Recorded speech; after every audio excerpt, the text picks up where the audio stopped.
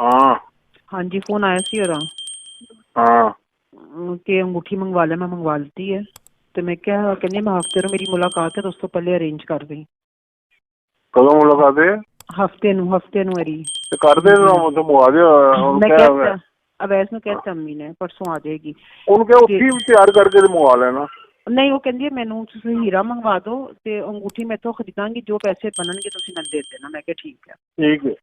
अच्छा दूसरी गल है वे कि उन्हें मैंने कहा कि खान साहब का फोन आया वे सुबह ताले टड़े खुल जाएंगे साइड से। मैं जी रिपोर्ट जमा कराई है खान साहब ने कहा मेरी गारंटी है मैं खत्म करावांगा और लाल अकबर का लेटर भी तुम कल मिल जाएगा उन्हें मैंने कहा। और जो टाइम है टाडा बीबी रात को मैंने दसेगी ठीक है, क्योंकि मेरी तो पूरी चढ़ाई की है। मैं क्या एक काम नहीं हुआ फरा देखो है, एक काम नहीं हुआ। इमरान खान साहब ने भी 4 दिन ले लिए हैं, अभी तक लेटर नहीं आया, ताले भी लगे हैं, रिपोर्ट भी जमा हो गई है। मैं क्या अदालत में तो क्या बनेगा हमारा? मैंने कहा तो कहते तुम पैनिक ना हो। तो फिर मैंने आप पे फोन आया कि बीबी है कह रही है ठीक है कल तन लेटर लाजमी मिलेगा।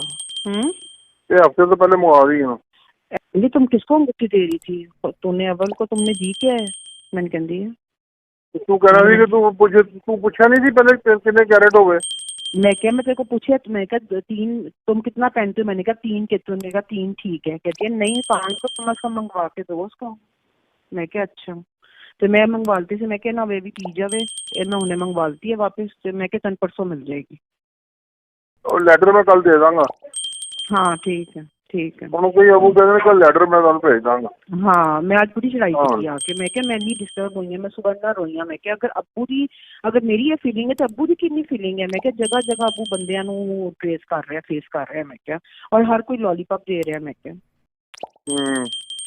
कहती ना पैनिक हो। मैं 2-3 फोन उत्ते थले किते ने। मेरी बीबी ना गल हो गई लेटर तन कल लाजमी मिलेगा, सुबह ताले खुल जाएंगे। खान साहब ने कहा रिपोर्ट का जिम्मेदार मैं। गल खत्म बस ठीक है।